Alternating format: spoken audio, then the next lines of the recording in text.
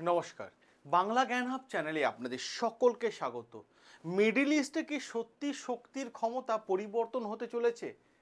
America কি ইরানের বিরুদ্ধে ঠিক আগের মতো অবস্থানে রয়েছে, নাকি বর্তমান সময়ে যে ঘটনাগুলো ঘটছে বাস্তবে তার অন্য কোনো ইঙ্গিত দিচ্ছে? আন্তর্জাতিক যে রিপোর্টগুলো উঠে আসছে আর বিশ্লেষণ করলে এমন কিছু তথ্য সামনে আসছে যেখানে বলা হচ্ছে যুক্তরাষ্ট্র, হ্যাঁ আমেরিকা নাকি ইরানের সাথে ডিল করার জন্য মরিয়া হয়ে গেছে। আর অন্যদিকে মিডল ইস্টে, হ্যাঁ মিডল ইস্টে নিজের সামরিক ঘাঁটিগুলো পুনর্বিন্যাস করতে চাইছে কে? আমেরিকা। আর এই সমস্ত ঘটনাগুলোর প্রকৃত অর্থ কি আমরা আজকের এই সেশনে জানার চেষ্টা করব। এরই পাশাপাশি ট্রাম্প ইরানের প্রসঙ্গে বর্তমানে অবস্থান কি নিয়েছে সেটাও জানার চেষ্টা করব। আর ডোনাল্ড ট্রাম্প হরমুজ প্রণালীকে নিয়ে কেন আলোচনা বসতে চাইছে আবার, বা ইরানের পাল্টা যুক্তি কি সেই বিষয়টা নিয়েও আলোচনা করব। অতএব এই ভিডিওটা আমরা ধাপে ধাপে প্রত্যেকটা বিষয় বিশ্লেষণ করব আপনাদের সামনে। দেখুন, সবার প্রথমে বেশ কয়েকটা গুরুত্বপূর্ণ বিষয় আলোচনা করতে হবে। বিভিন্ন প্রতিবেদনে দাবি করা হচ্ছে যে মিডল ইস্টে যুক্তরাষ্ট্র আমেরিকা তাদের সামরিক ঘাঁটি রয়েছে, যে সামরিক ঘাঁটিগুলো এয়ারবেসগুলো রয়েছে, সেগুলোর মধ্যে বেশ কিছু পরিবর্তন কিন্তু লক্ষ্য করা যাচ্ছে। আর বিশ্লেষকদের একাংশ মতে এই পরিবর্তনের পেছনে রয়েছে নিরাপত্তাজনিত মূল্যায়ন আর আঞ্চলিক পরিস্থিতির দ্রুত পরিবর্তন। হঠাৎ করে আমেরিকা এরকম সিদ্ধান্ত নিল কেন, আপনাদের কি মনে হয়? আর অপরদিকে ইসরায়েলে যদি বেশ কিছু সংবাদ মাধ্যম দেখেন, আপনি অবাক হয়ে যাবেন। ইসরায়েলে বেশ কিছু সংবাদ মাধ্যম তারা দাবি করেছে যে মার্কিন সামরিক সম্পদ আর বিমান যে এয়ারবেসে ছিল সেই এয়ারবেসগুলো থেকে কিন্তু সরিয়ে নিয়ে যাওয়া হচ্ছে। কেন? এমনও কিন্তু রিপোর্ট এসেছে।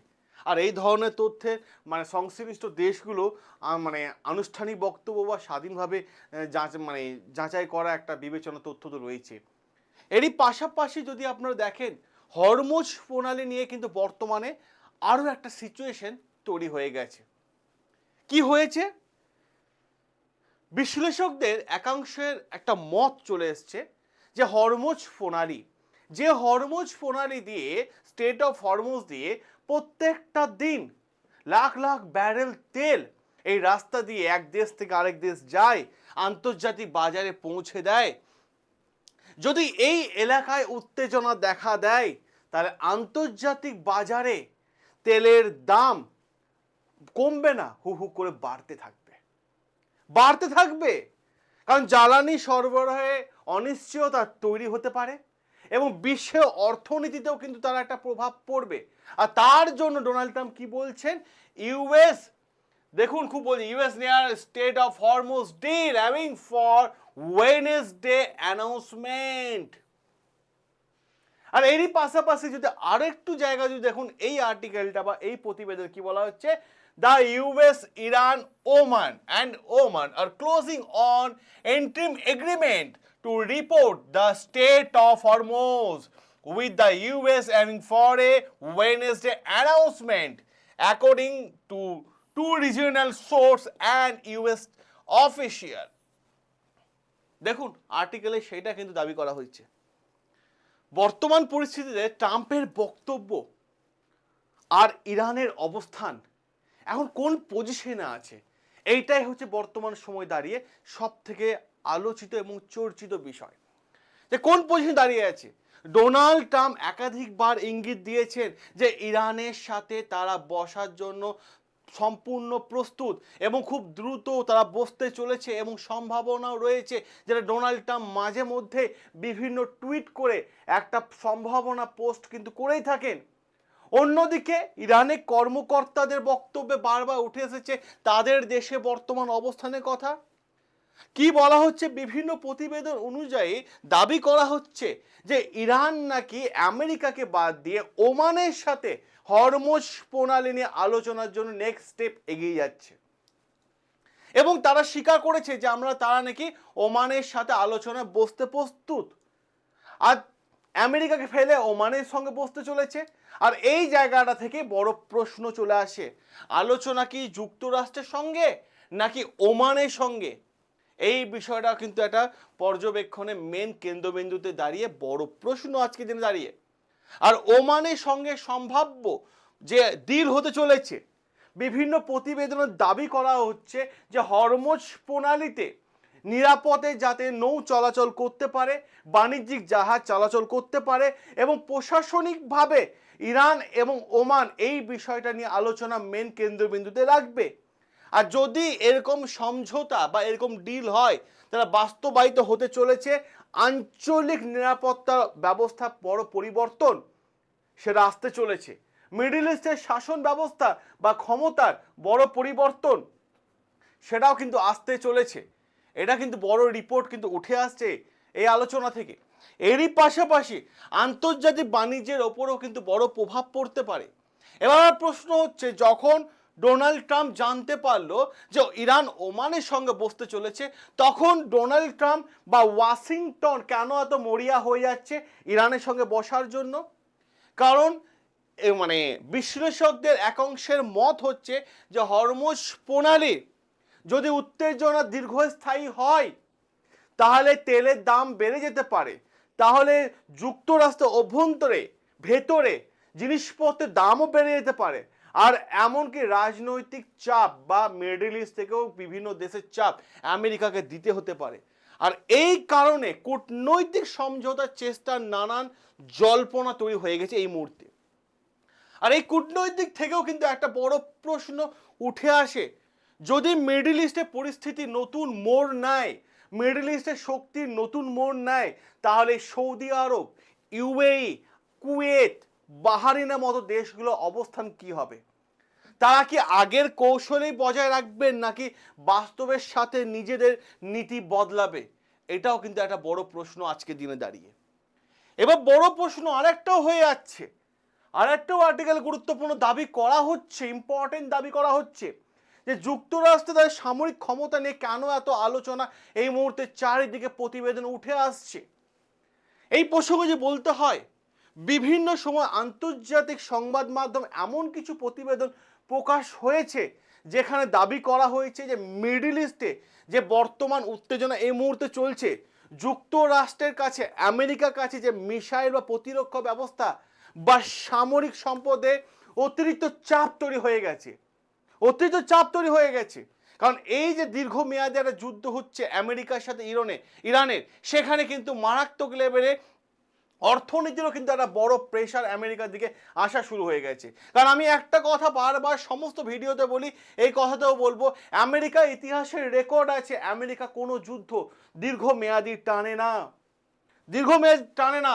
অপরদিকে ইন্টারসেপ্টর মতো ক্ষেপণাস্ত্র নিয়ে কি আলোচনা হচ্ছে সে বিষয়টা যদি দেখেন, বেশ কিছু প্রতিবেদনে দাবি করা হচ্ছে গুরুত্বপূর্ণ জায়গা যে ক্ষেপণাস্ত্র প্রতিরোধ ব্যবহার করার জন্য যে ইন্টারসেপ্ট মিসাইল মজুদ থাকা দরকার, সেটা কিন্তু এই মুহূর্তে আমেরিকার কাছে নাকি কম আছে। আর যদি এমন পরিস্থিতি তৈরি হয়ে থাকে, তাহলে এর অর্থ কি?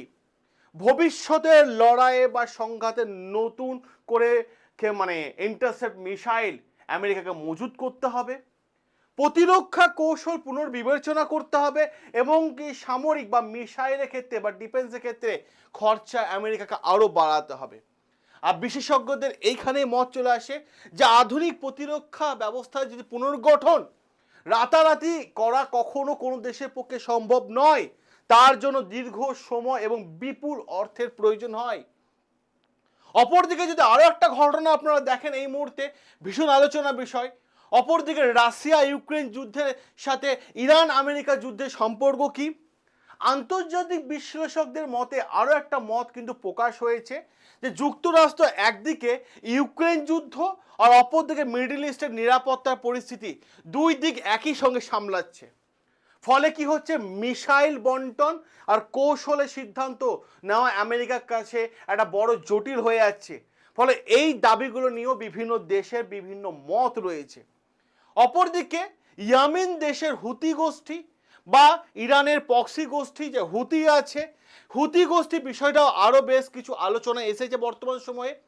কারণ কিছু সূত্রে দাবি করা হচ্ছে যে ইউএই, যেটা বলতে যাচ্ছে ইউএই এর ওপর যে হামলা সেটা নাকি হুতি গোষ্ঠী করেছে, যেটা বিভিন্ন মহলে আলোচনা শুরু হয়ে গেছে। অন্যদিকে বিভিন্ন বক্তব্য থেকে উঠে আসছে যে মিডল ইস্টে মানে বাণিজ্যিক নিরাপত্তা কতটা ঝুঁকির দিকে এগিয়ে চলছে বা ঝুঁকির মুখে পড়ছে, কারণ হুতি গোষ্ঠীর আক্রমণে মানে এই মুহূর্তে মিডল ইস্ট সব থেকে বড় চিন্তিত।